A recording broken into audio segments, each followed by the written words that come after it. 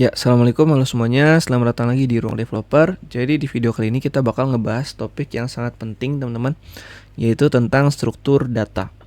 Nah ini karena penting banget tadi, karena ini sangat-sangat fundamental di bidang IT ya. Jadi ini mungkin saya bakal bikinin satu playlist tersendiri untuk ngebahas tentang struktur data ini. Videonya juga mungkin akan cukup banyak. Jadi mari kita pelajarin dan pahamin ini secara sabar, pelan-pelan gitu ya. Yang penting benar-benar nyangkut dan terpatri gitu ya di kepala kita masing-masing. Oke, selanjutnya karena ini video pertama dari playlist ini, jadi kita mulai dari pembahasan tentang apa itu struktur data. Nah, ini saya nggak yang teori-teori banget teman-teman rencananya. Jadi bukan yang kayak ngambil definisi dari buku A atau ngutip dari pendapat ahli B gitu ya. Tapi di sini mari kita coba pertama-tama kita imajinasikan dulu. Ketika kita dengar struktur data ini, apa yang terlintas di kepala kita? Nah, mungkin gampangnya struktur ini kan kayak susunan gitu ya. Gimana susunannya, gimana cara nyimpennya gitu ya. Polanya atau model nyimpen datanya kayak gimana gitu ya. Nah, tapi struktur data yang mau kita bahas di sini nggak cuma sebatas di situ aja teman-teman. Selain kita mikirin gimana cara nyimpen data, gimana nyusun data, model penyimpanan mana yang mau kita pakai, kita juga perlu mikirin gimana cara ngakses datanya kalau pakai struktur data yang kayak gini. Gimana cara kita misal mau nambahin data kalau kita pakai struktur data, misalkan sebut saja linked list gitu ya. Step-step detailnya kayak gimana. Nah itu step-stepnya itulah yang mau kita analisa di sini. Jadi struktur data ini bukan tentang saya mau pakai struktur data linked list karena linked list inilah yang paling saya pahami dan kuasai gitu. Atau mungkin saya mau pakai struktur data stack karena sekarang lagi booming gitu ya. Bukan kayak gitu teman-teman. Jadi kita bukan milih struktur data berdasarkan yang kita suka, yang kita kuasai, yang lagi hits gitu ya. Bukan pakai itu. Tapi kita pilih struktur data berdasarkan apa yang paling cocok, apa yang paling optimal dipakai untuk solving case kita, solving kasus yang kita hadapi, solving project kita gitu. Nah itu yang mau kita coba bahas teman-teman. Gimana caranya pilih struktur data yang optimal dan kenapa. Nah nanti di video ini di ujung bakal saya simulasikan teman-teman. Ketika ada case, ini kalau misal pakai struktur data A, step-stepnya kayak gimana, konsekuensinya apa. Kalau pakai struktur data B, step-stepnya apa, konsekuensinya gimana gitu ya untuk operasi-operasi yang diperlukan di project tersebut gitu misalkan. Oke, mungkin sekarang udah cukup ada bayangan tentang apa itu struktur data. Maka mari kita coba lanjutkan ke kenapa perlu paham struktur data. Kenapa perlu belajar struktur data? Nah ini karena kita mau belajar, harus kita tahu dulu kenapa kita perlu belajar ini ya. Kalau nggak penting-penting amat ya kita nggak usah pelajarin gitu kan ya. Jadi kita cari tahu dulu kenapa kita perlu paham struktur data. Nah ini adalah jawaban yang saya dapatkan dari ChatGPT teman-teman. Kenapa kita perlu belajar struktur data? Alasannya yang pertama karena efisiensi dalam pemrograman. Ini yang kayak saya sebutin tadi. Kita milih struktur data itu berdasarkan apa yang paling optimal, apa yang paling cocok untuk case kita. Tentunya itu bakal impact-nya itu ke efisiensi dalam program kita. Seberapa impact-kah dia nanti pas kita simulasikan mungkin akan lebih kelihatan gitu ya. Yang kedua tentang pengelolaan data. Yang ketiga dasar algoritma. Yang keempat persiapan interview. Nah ini juga salah satu alasan kuat kenapa saya bikinin playlist ini. Karena struktur data ini adalah salah satu topik yang paling sering ditanyakan ketika interview kerja untuk bidang IT, khususnya kayak software engineering gitu ya. Dan yang kelima pengoptimalan aplikasi. Ya ini menurut saya ini masih ada benang merahnya ya. Masih sama sih efisiensi pemrograman ya. Semakin efisien programnya ya semakin optimal aplikasinya gitu ya. Oke. Sekarang itu kan tadi jawaban ChatGPT. Nah, kalau sekarang jawaban dari saya. Ini saya coba cari perspektif lain. Kenapa kita perlu belajar struktur data? Nah, ini. Ya, ChatGPT. Akhir-akhir ini banyak bermunculan AI yang bisa ngoding teman-teman, kayak ChatGPT atau Gemini gitu ya. Dan mungkin masih banyak lagi yang lainnya, sampai ada narasi kayak, wah ini profesi programmer nih bakal digantikan sama AI nih. Nah ini ya, ini cukup merisaukan. Bahkan ada pihak yang mengiyakan, ada pihak yang mengenggakkan juga. Nah kalau saya sendiri, saya itu pihak yang iya, ini menurut saya programmer benar-benar memang bisa digantikan sama AI. Tapi ada juga programmer yang nggak bisa digantikan sama AI. Salah satunya yang nggak bisa digantikan itu menurut saya adalah programmer yang benar-benar ngelotok, benar-benar terpatri fundamental programmingnya. Kayak salah satunya struktur data.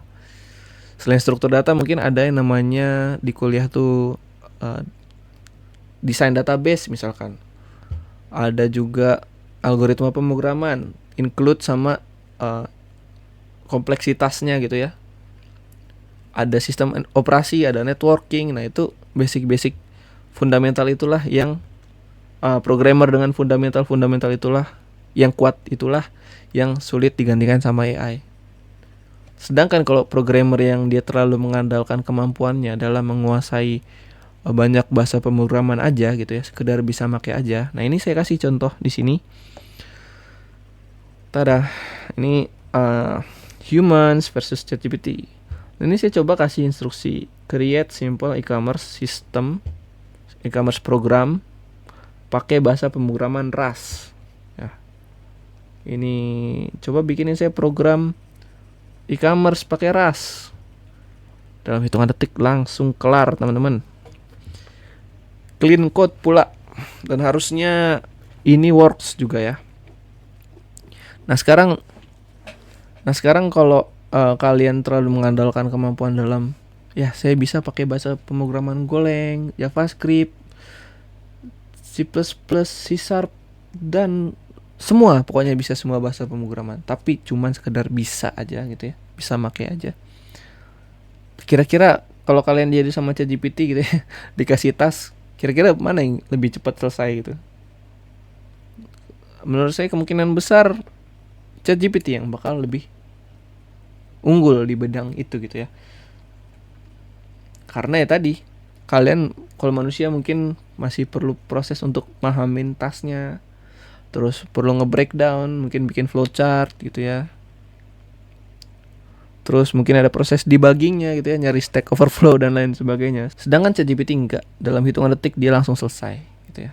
Jadi kalau satu-satunya yang kalian unggulkan itu cuman bisa banyak pakai bahasa pemrograman aja, tentu saja kalian udah kalah sama AI. Kalian bisa dengan mudah digantikan sama ChatGPT. Lalu kenapa yang paham fundamental itu, yang kuat fundamentalnya itu susah digantikan sama AI? Karena ada hal yang dipunya sama humans ya, engineer manusia, tapi nggak dipunya sama si ChatGPT. Salah satunya adalah pemahaman sama apa yang lagi dia hadapi gitu ya. Engineer manusia inilah yang benar-benar tahu project apa yang lagi dia handle secara keseluruhan.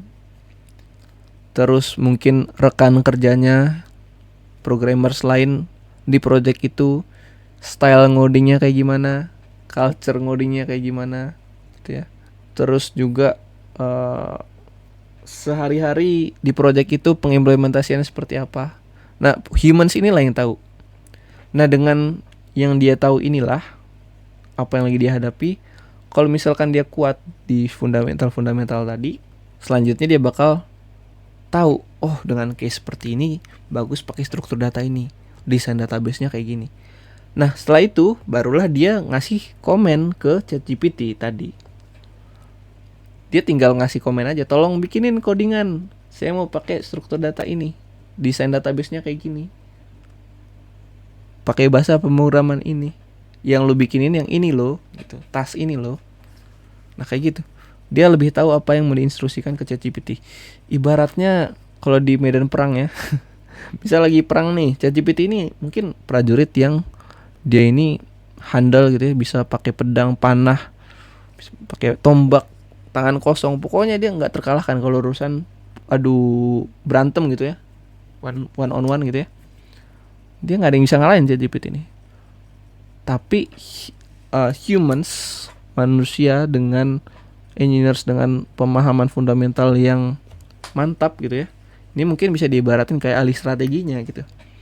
Dia tahu medan perang seperti apa, terus teori-teori perang gitu ya, teori-teori strategi udah dia pelajarin.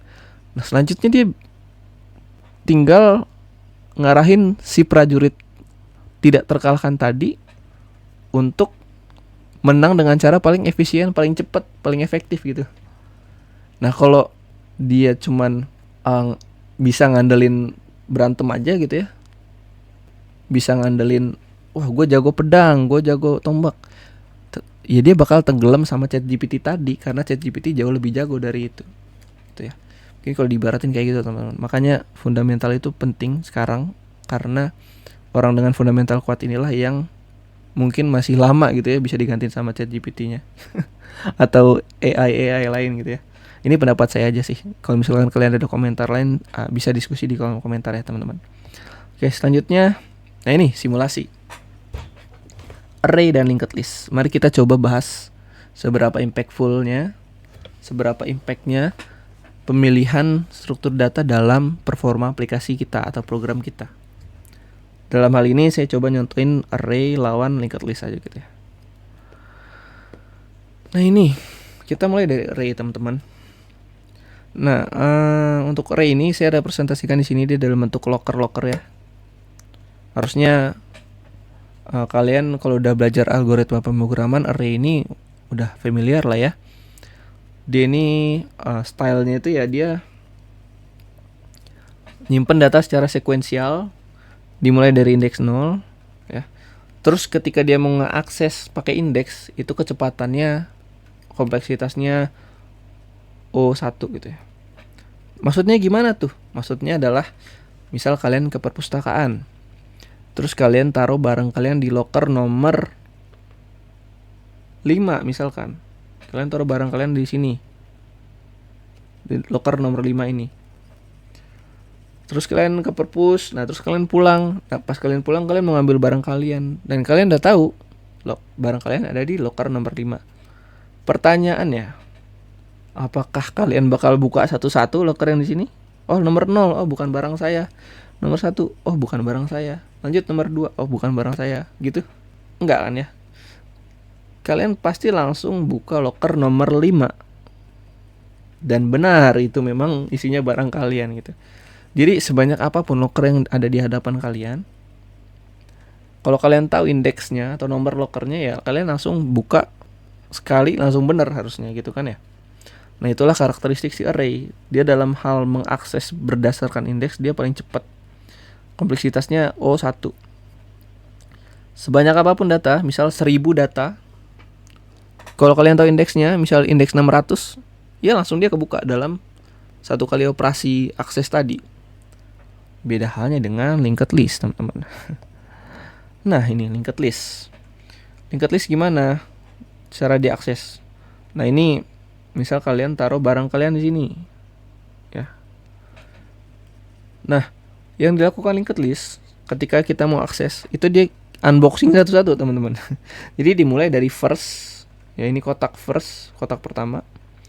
Cek nih, oh barang kalian bukan. Oh bukan, isinya bukan barang kita bro. Maka selanjutnya dia bakal lanjut ke cari next-nya, kotak ini misalkan. Dia bakal introspeksi diri lagi tuh. Ini barang kita bukan. Oh bukan bro, bukan lagi. Nah maka next lagi dia kesini. Ini barang kita bukan. Bukan bro. Coba next lagi. Sini. Nah ini sekarang.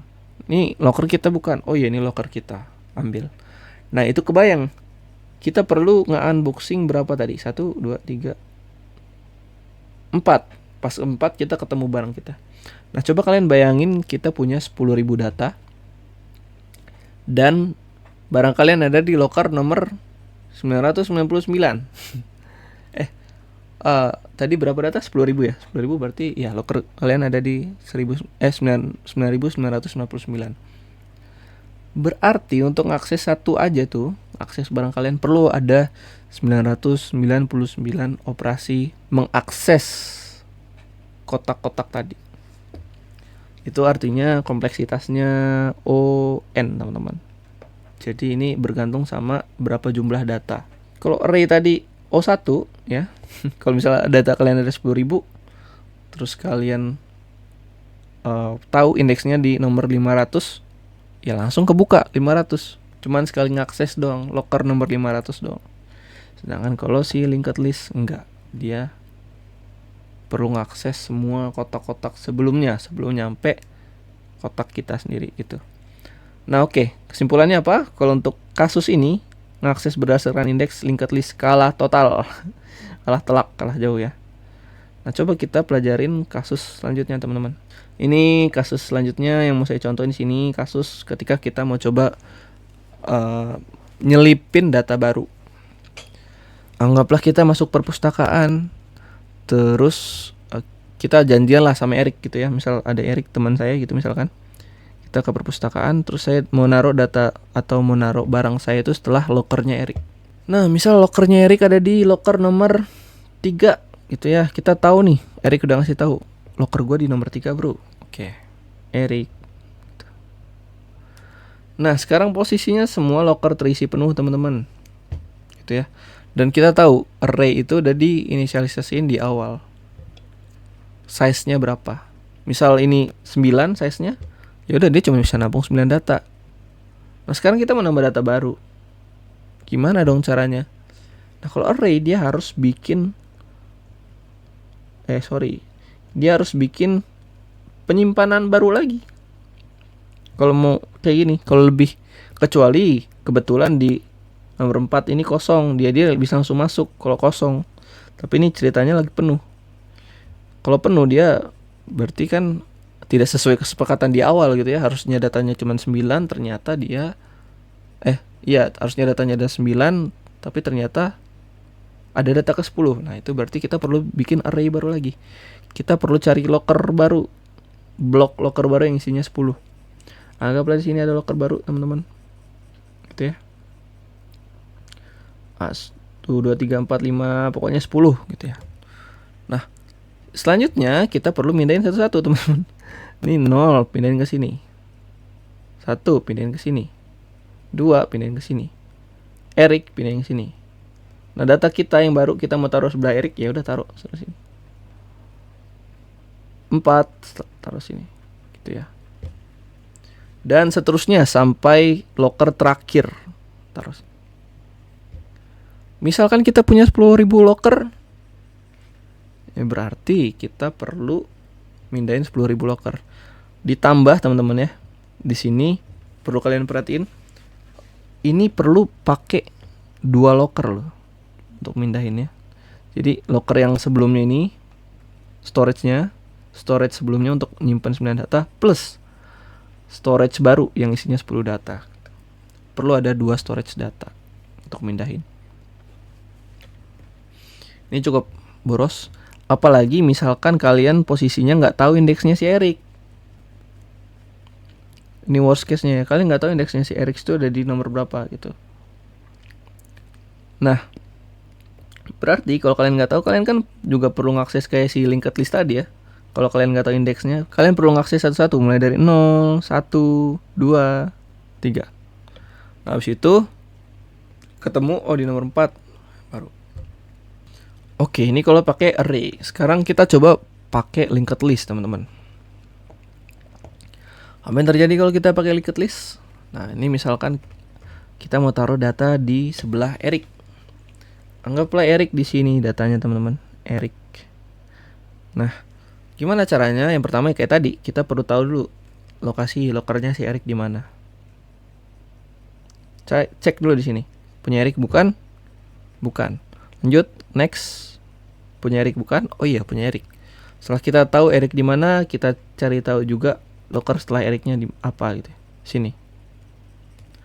Nah, setelah kita tahu loker Erik dan loker setelahnya, kita tahu nih sini kita punya data baru kita mau naruh setelah Erik. Kalau kita mau naruh setelah Erik, berarti otomatis yang sebelumnya ini, yang sebelumnya setelahnya Erik, ini bakal jadi setelahnya kita gitu ya. Jadi ini data kita, pointer nextnya itu ke data yang sebelumnya setelahnya Erik ya. Karena kita menyelip di sini nih, gitu kan. Nah, setelah itu, setelah kita pointer nextnya ke setelahnya Erik, maka nextnya si Erik tadi berubah nih, yang tadinya ke sini berubah ke kita nextnya. Jadi sekarang posisinya Erik, nextnya data kita, nextnya data si tadi. Nah ini operasi pemindahan ini, operasi penginsertannya ini, dia cuman perlu ngotak-ngatik sebelah sini doang. Jadi kalau misalnya ada 10.000 data, bodo amat, pokoknya dia otak-atiknya cuman urusan ngerubah next di sini doang. Tapi nggak include sama operasi nyari yang tadi ya teman-teman ya. Karena kita nggak tahu di sini Erik locker yang mana gitu ya, kita perlu nyari satu-satu. Cuman di sini kan kita nggak perlu penambahan storage lagi ya. Kayak tadi kalau si array itu kan kita perlu nyiapin storage buat yang existing sama storage yang baru. Which is kalau misalkan ini aja, misalkan anggaplah 5 MB ya, berarti ini perlu nyimpen 5 MB juga yang baru plus satu data kan lagian. Nah kan kalau si linked list enggak, kita tetap bisa pakai yang sama, tinggal kita selipin aja di tengah-tengah gitu. Tapi ya itu perlu cek satu-satu juga. Nah ini mungkin agak kebayang ya teman-teman ya, kenapa sih struktur data ini cukup impactful pemilihannya untuk case yang sedang kita hadapi. Kita kedepannya bakal lebih banyak bahas-bahas kayak gini teman-teman. Jadi misalkan kalian belum subscribe, terus menurut kalian video-videonya bermanfaat, di subscribe, di like, di share juga ke teman-teman kalian yang kira-kira lagi belajar ini juga. Kalau misalkan ada yang mau ditanyain, atau ada penjelasan saya yang keliru, atau mau lebih diperjelas lagi, bisa juga ditanyain di kolom komentar aja. Selanjutnya kita bakal coba bahas kalau si array ini, harusnya udah pernah saya bahas teman-teman. Kalau misalkan kalian masih agak asing sama array, kalian bisa coba buka playlist C++. Nah, di situ ada penjelasan tentang array. Di playlist ini mungkin kita mulai start dari si linked list ya, teman-teman ya, di next videonya. Oke, kurang lebihnya di video ini itu dulu. Kurang lebihnya mohon maaf. Assalamualaikum warahmatullahi wabarakatuh.